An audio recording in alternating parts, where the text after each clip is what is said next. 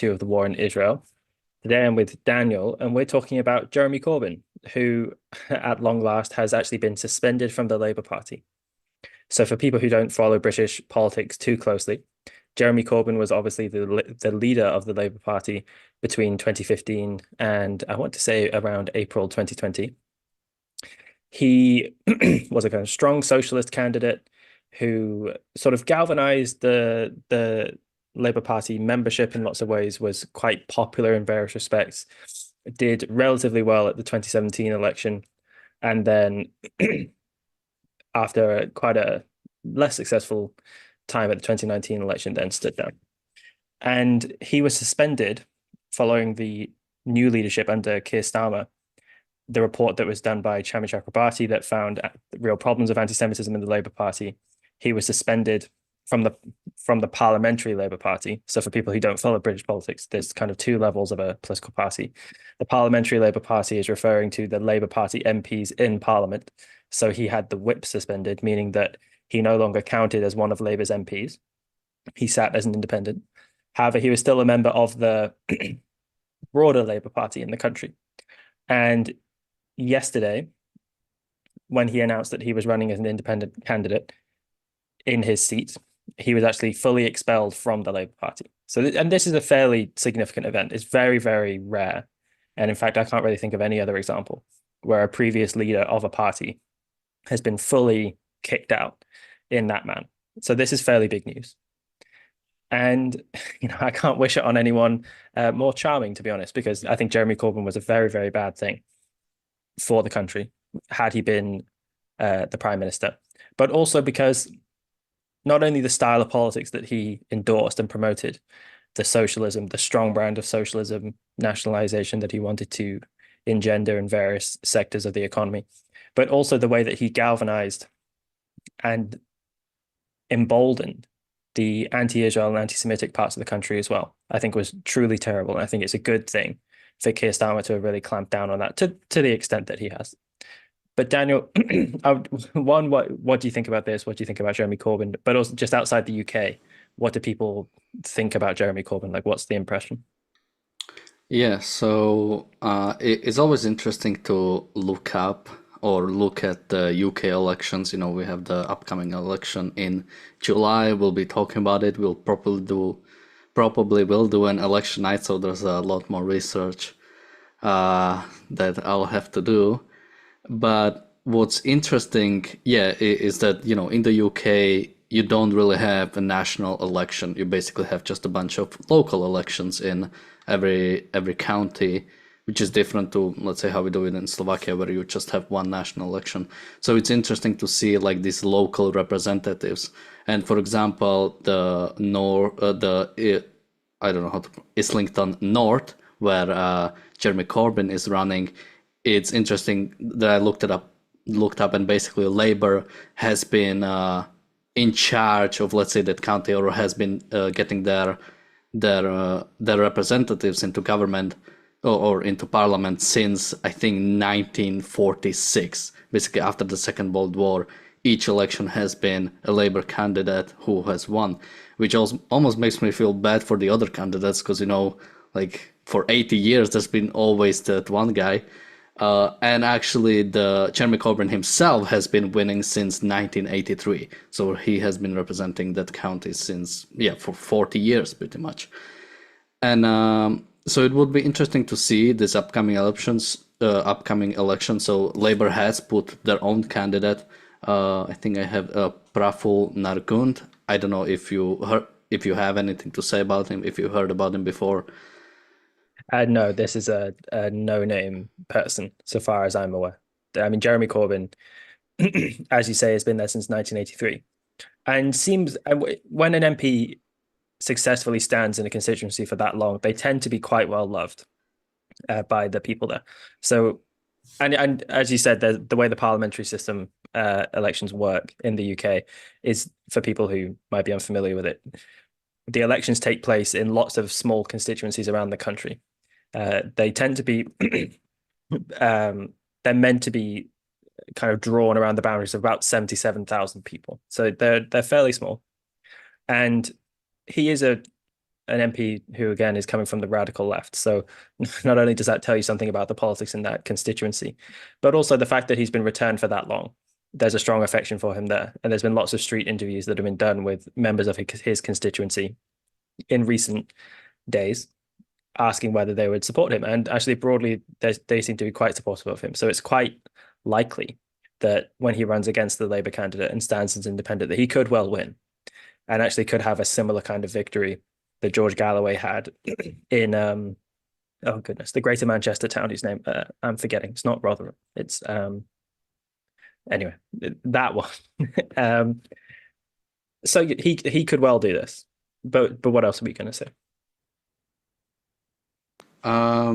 So yeah, I watched. So Jeremy Corbyn made a video about everything that happened, that he's running as independent, and he talked about Labour, and it gave me a couple of interesting ideas. So he made a point about how Labour is letting in former Conservatives, former like people from the Conservative Party into Labour, how there is a lower membership, and it's also less money coming from the people and more money coming from big business. He's talked about how Labour Party members were suspended or expelled, how local parties were denied to choose their own candidates, and sort of the Labour Party has imposed the candidates. And it gave me like some interesting ideas about how should like a political party work, because he brought up a point how he while in Labour many times he has disagreed with the ideas of Labour, how many times he has disagreed with the policy of Labour, and he has never been like kicked or expelled because of it, but he was allowed to have his opinion.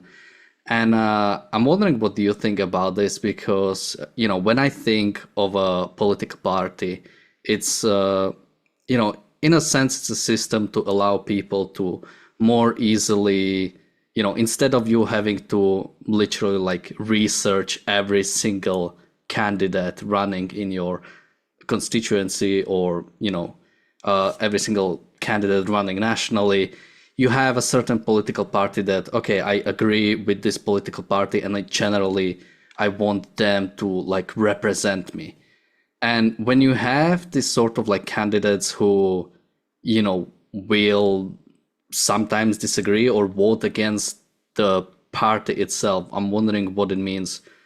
Yeah, for this kind of system, because, we had this, so I can bring up an example from my own country. In Slovakia, we had an election in 2020 where a large sort of like umbrella party has gotten into power with like 50 members. The problem was, it was a lot of like random people who, because they weren't expecting to get such a huge win, a lot of those people were sort of random. And what happened is they didn't actually follow the policy of the party, and many important legislation hasn't been passed through because that party didn't control like what kind of people they have on the candidate list. And it just makes me think like, yes, someone like Jeremy Corbyn, who, let's say, largely disagrees with Labour, or at least disagrees with the current Labour, or if he were to stay and were to run again as Labour, might like actually oppose in many things. I'm wondering what a Labour candidate who, let's say, voted for Jeremy Corbyn in the past, let's say in this constituency, how would they really feel about it? Like, who are you voting for? Are you voting for party, or are you always voting for people? I'm wondering what do you think about this? So the way that the electoral system is done for general elections in the UK, it very much encourages and props up a two-party system. So because the electoral system is first past the post, it encourages people to vote for the parties more than for the individuals, because they're afraid about the other party getting in, they don't like the other party, and so on, right? So he does have an uphill struggle against him, and as any independent candidate does. It isn't like independent candidates don't get in and that there aren't MPs from third parties, but it's much more difficult. And lots of these kind of third parties or independents tend to push for alternative voting systems. Particularly, we had a referendum in 2011 over not proportional representation, or the alternative vote system that was kind of trying to get in by the Liberal Democrats because that would support them. The Green Party tends to want some form of proportional representation and so on. Will they actually vote for him? Well, again, because he's quite well liked, I think it's entirely possible, but he's at a disadvantage. An interesting comparison is a guy called Dennis Skinner, who represents the old Labour brand of politics that Jeremy Corbyn does. And Dennis Skinner had been an MP, has been an MP, or had been an MP because he no longer is, for longer than Jeremy Corbyn was. He used to be a miner. He again radical for socialism, and he was quite well liked actually generally in the country and in Parliament because he was a very distinct figure, very much a firebrand who would stand up and give denouncatory, morally informed kind of speeches. And he had a nickname, the Beast of Bolsover, because his seat was Bolsover. Now, he was quite well liked in his constituency, but interestingly, at the 2019 election, he lost. And it wasn't like he'd stood down. He stood as a candidate and he actually lost to a Conservative candidate. And that was part of the fall of the Red Wall, as it's referred to, of a lot of these heartland Labour seats, which have been, wouldn't vote Tory for their life, let's say 20 or 30 years ago, and yet did largely in the 2019 election. And that was really shocking. And although Dennis Skinner's politics is conspiratorial, anti-capitalist, and so on, there was something like a little bit sad about seeing him go because he was a real kind of regular figure in the House of Commons. But that's an interesting comparison. Now, in Islington North, it isn't the same as the Bolsover seat. Those slightly more, I don't want to say fringe seats, but seats which are outside of London were the ones that broadly voted Tory in the traditional Labour areas. Now, in London, my understanding is that kind of shift wasn't seen quite so much. And so I would expect them very much to still vote for a left-wing candidate as opposed to a right-wing candidate. Will he get in? I think it's entirely likely. Although people in that seat will feel an affiliation to Labour, he's such a strong personality, let's say, and he's so well known as a former leader of the Labour Party that I think he could well do it.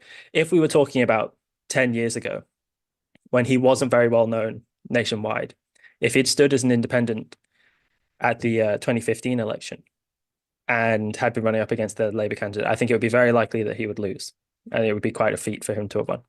But so I think what we'll probably see at the next election with Jeremy Corbyn is a much higher likelihood of people voting for the candidate, as you're asking. But typically, in the UK elections, people vote for the party and not so much the person, which I think part of the problem with the UK electoral system is since you have these constituencies, you're voting for the person. And actually, it's meant to encourage you to care about their individual character and so on, as compared to a proportional representation system where you aren't voting for the person, you vote for the party, and then candidates get assigned based on vote share. However, because the two-party system gets propped up, actually people don't tend to vote in that manner. They tend to vote tactically, or they tend to vote for the party, which is a shame because then you get various kind of scoundrels coming into Parliament, and moral character isn't particularly what people are examining. And even people in the UK tend to forget that actually they are voting for individuals. They will say things like, I'm going to vote for Labour, I'm going to vote for the Conservatives, or I'm going to vote for Rishi Sunak. They actually don't cast a vote directly for the Conservatives or for Rishi Sunak at all. But they think in that kind of style of a more presidential system. And there's a debate which has been going on at least since 1997 that British politics is becoming basically more American. The way that we think about it is more as if we're in a presidential system when we aren't. And so there's some background and some context. Yeah, so I was trying to, hopefully look up that, maybe the Labour candidate and Jeremy Corbyn will split a vote, and, it would allow some third party candidate, to go in. So I was looking up not polling data, but results from the last elections. But it looks like even surprisingly, Jeremy Corbyn has been doing well. It's always at least above 50%.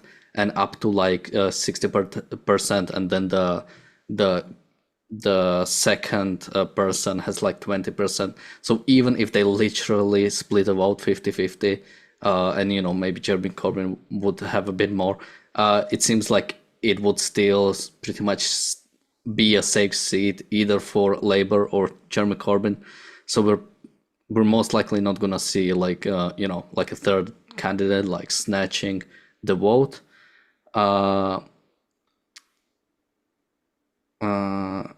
Do you have something to say about this, or should we move on?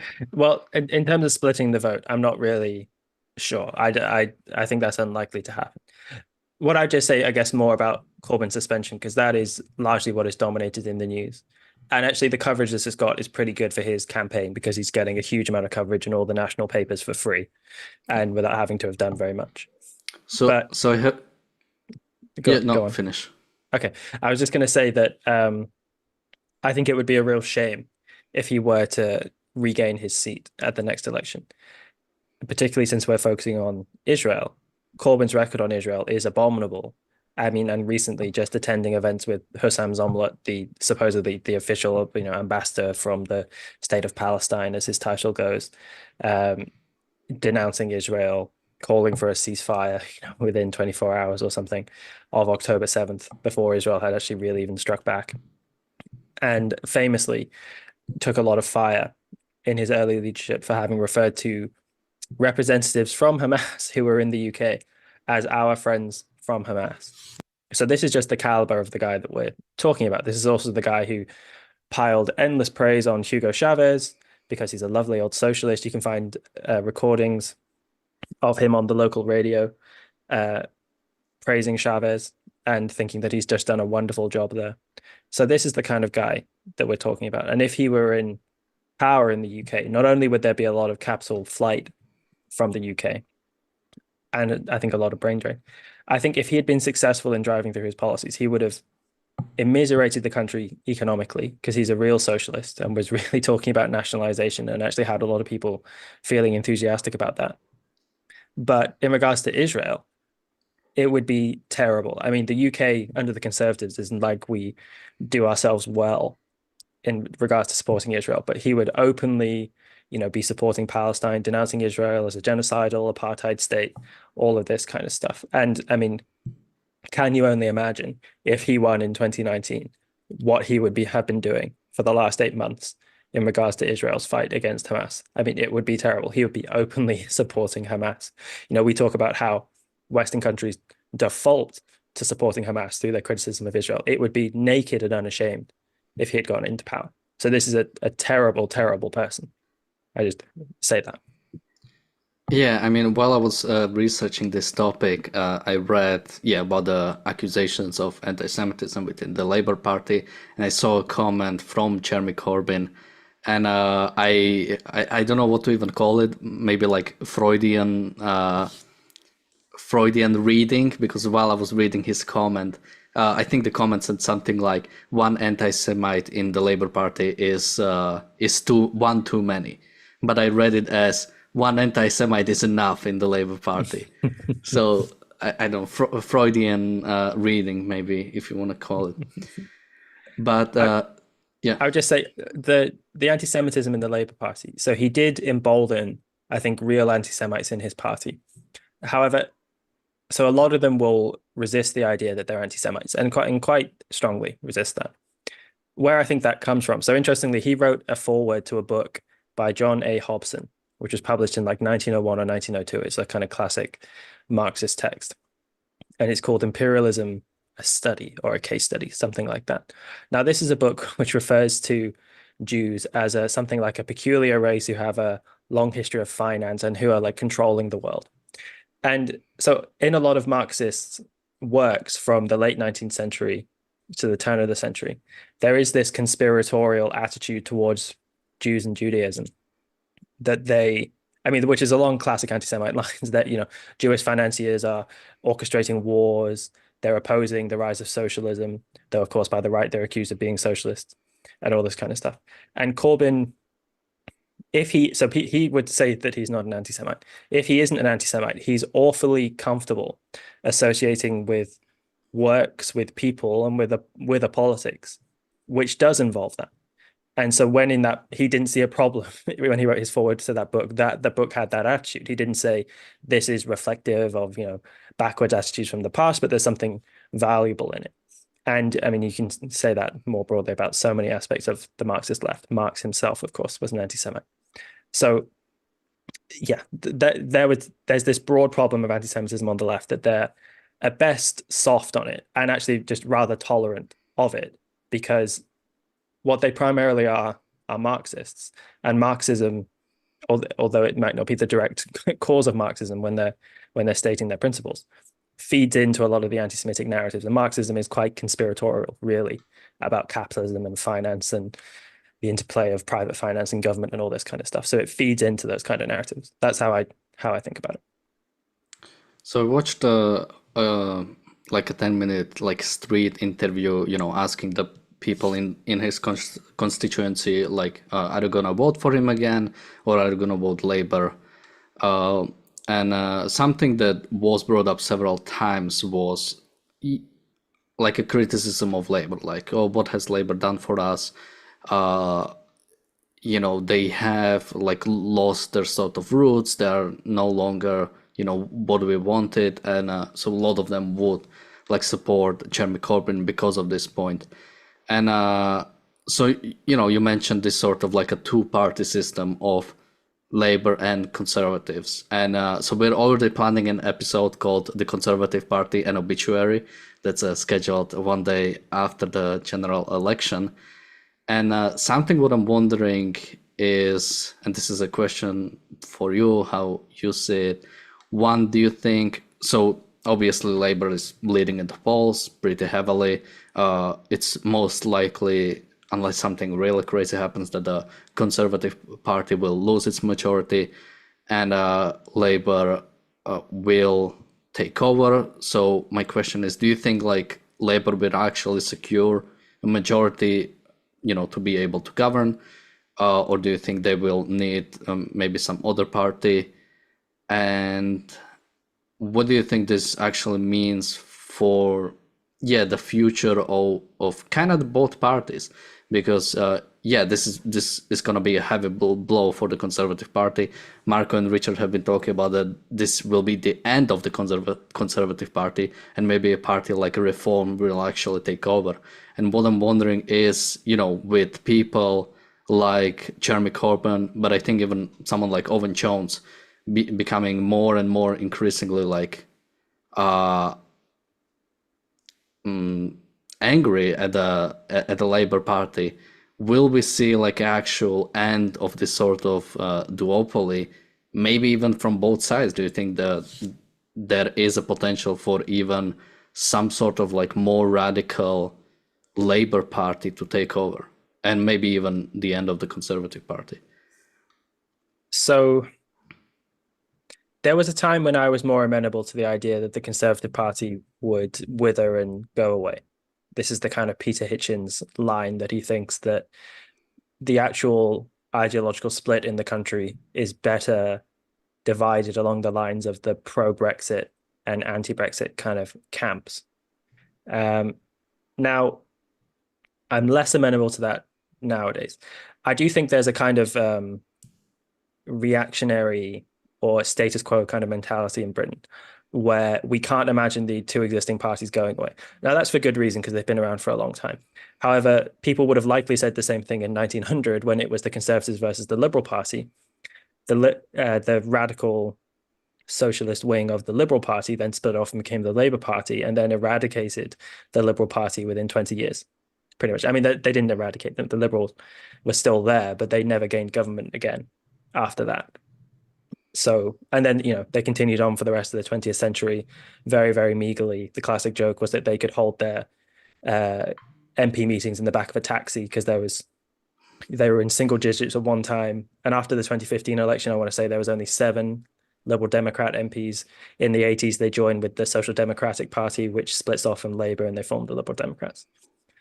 So the two-party system is propped up, but it's not invulnerable. However, the reason why I think the Labour Party is able to come about is because you see a large ideological shift in the country towards socialism more than there is to liberalism. And the people who were kind of liberal capitalists found that they could support the Conservative Party quite comfortably, more that, more in opposition to Labour. And so that caused the Liberal Party to kind of lose a lot of that basis and then decline. They still get the Liberal Democrats still actually receive quite a large percentage of the votes. Their real weakness is that their heartland is also the Conservative heartland, so they can lose in those areas actually quite feasibly. Although I'm digressing a little bit there. So I don't see that kind of shift in the country away from the Conservative Party enough to see them decline. I think it's very, very likely that they're going to be out of office at least for 5 years, if not actually quite a bit longer. Do I see a radical change coming to the Conservative Party? I don't see the momentum for that just yet, because if they were to move in a kind of laissez-faire liberal capitalist way, that has been killed by Liz Truss. Might they lean more into their nationalism? I mean, maybe, but I don't really see where the Conservative Party is going to go from here. That I think is still remains to be seen. Will the Labour Party become more radical? Not in the way that Jeremy Corbyn Well, was radical. more like because we were talking again with Marco and Richard, and the Labour Party under what's his name, Keir Starmer? Keir Starmer, yeah. Keir Starmer, yeah, I'm good. Has he has been sort of like appealing more and more to the right, it seems, and so yeah, rather than Labour Party again like becoming more radical. I mean, something I'd love to see is, but I'm a complete outsider. But there is this idea of sort of like, I think it's called like grand coalitions, when you have center left and center right parties uniting to or forming a coalition to basically prevent radicals from taking over and sort of establish like a responsible governance. So something I'd love to see, just because I think it's cool, is both sides sort of becoming more radical and let's say have some sort of like maybe even actual, like, because someone like Jeremy Corbyn doesn't shy away from socialism. He calls himself a socialist. So having maybe even like an actual socialist party forming to basically combat Labour, and then maybe Reform trying to combat conservatives. And yeah, this sort of like uniting Conservative and Labour Party. Although, again, I'm an outsider, it's probably not realistic. So, yeah, so Keir Starmer represents a return to new Labour policies, the late 90s, early 2000s, the kind of Tony Blair, Alistair Campbell, Gordon Brown kind of view of Labour. And I think that's genuine. As you say, he's trying to appeal more to the right. And that happened very early on in his time as leader. He was stressing how he is patriotic, he is nationalistic, and so on. And there were some kind of embarrassing or cringeworthy pieces that were published in The Telegraph, which is a right-wing publication, just the other day, where they did a coverage kind of puff piece on him, following him on the electoral trail. The cover image was him kind of looking off and out the window with a British flag behind him, Volodymyr Zelensky's book in the background just to get the Ukraine in there, and then a book that said England there, really proud and nationalistic. And the quote that they took from their interview with him was, "I find it easy to be ruthless," right? So trying to make him seem like a really decisive, forthright leader. And whether the people on the right are taken in by that or not, maybe or maybe not. But just the fact that he's trying to appeal to them, I think, is effective enough in itself. And he actually published a piece in The Telegraph the other week himself that was along similar lines. So he's representing a kind of centrist version of Labour. Whether that maintains after the election remains to be seen, because if he gets this huge majority that it's prophesized that he'll get, then he can actually do as he likes. And although the Corbyn wing of the Labour Party has been somewhat culled, so, Corbyn's gone. I'm not sure exactly what's happened with John McDonnell. I haven't kept up with him, but John McDonnell was Corbyn's shadow chancellor of the Exchequer, who openly said that he's been working for the fall of capitalism for decades. The revolution's coming, that kind of thing. Diane Abbott is still suspended from the Labour Party. We'll see what happens with that. But there are still various other radical voices in the Labour Party who could exert more influence over Keir Starmer, or that he could try to appeal to more once he's in power. So, that'll be interesting to see how that goes. And I should say for people, Labour is leading in the polls by about 20 points at the moment. And so people are saying, if this is how it is at the election, the Conservatives might get only around 100 seats, which is quite plausible because they've had such a huge number of resignations or You should defections. say out of 650, right? Or 600, 47. yeah, out of the total number of members of Parliament in the House of Commons is about that number. Yes, but that's not the number of MPs the Conservatives have. And also, there's been a huge number of Tory MPs who are the kind of big figures who are saying they're not going to fight the next general election. So one of them just the other day was Michael Gove. Another one was Nadeem Zahawi and various people like that. So the Conservatives could lose very hard. However, we're still a little bit out from the general election. And as the campaign intensifies, there tends to be, at this point, a larger gap, and then it tends to narrow. So people shouldn't just run away with the horses at the moment and say, oh my God, they're going to win by 20%, which would be a huge amount. It could well be more narrow. That's what I would say about that. You asked me something else, will there be a kind of socialist party-like reform that'll split off? The thing is, there would need to be someone who would go and unite those forces. So, because actually for a long time, there has been those kind of alternatives to the Labour on the left who actually do sit in Parliament. They just aren't very effective. So there's another party, I think it's called the Cooperative Labour Party or something like that, who actually do have a few MPs, and they have a deal with Labour where their MPs count as Labour MPs. So there's some of those people. The Communist Party still exists, but they're a non-starter. They're most famous for their publication. I think it's called the Morning Star, something like that.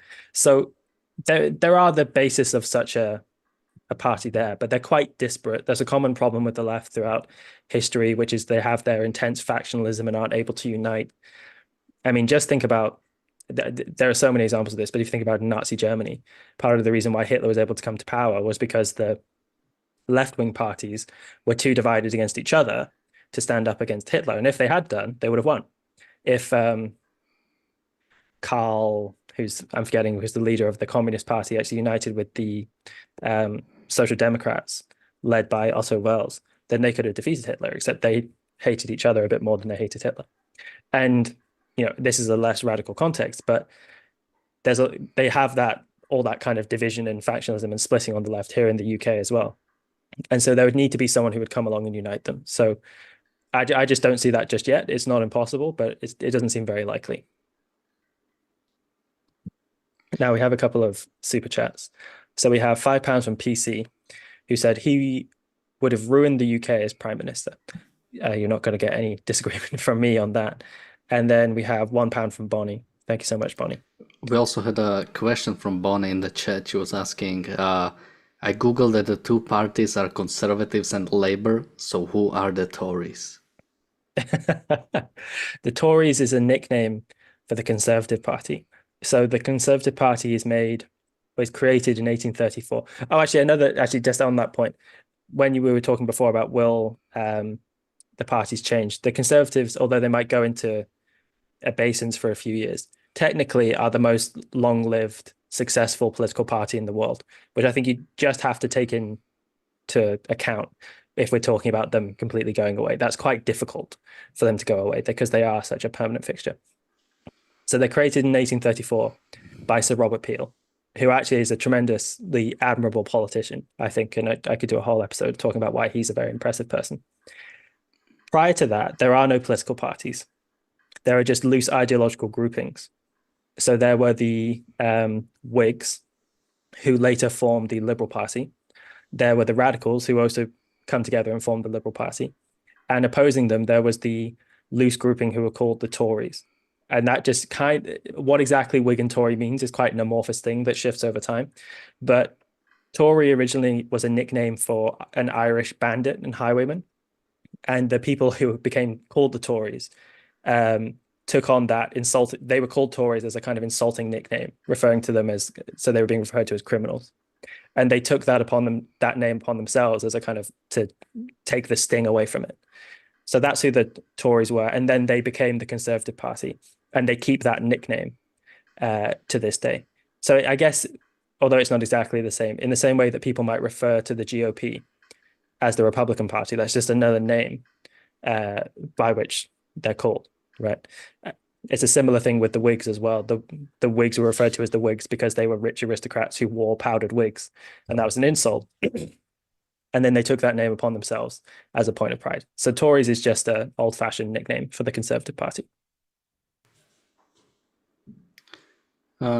Anything else or No, I think we've covered it. If there's no other questions, nope? okie dokie. All right, people. Well, we're going to keep an eye on Jeremy Corbyn and see how he does, because the results in the Islington North constituency is going to be one of the really interesting things in the UK general election if he manages to maintain his seat. He often sits next to George Galloway in the House of Commons since Galloway has come back. So we'll see whether he's able to pull off a kind of surprise victory in the way that Galloway did. And it's going to say a lot about, in a sense, the future of the left, whether the left in the UK is going to maintain its desire to have this more radical political philosophy, and view of policy, and whether we're going to see more rebellion from the left against Keir Starmer's more centrist kind of moving view. So that'll be interesting, and we'll keep up with that. But thank you so much for watching. We're going to be back tomorrow with the Daily Objective and the reality show Extra for channel members and ARC UK members. I hope we'll see you all then. Bye-bye.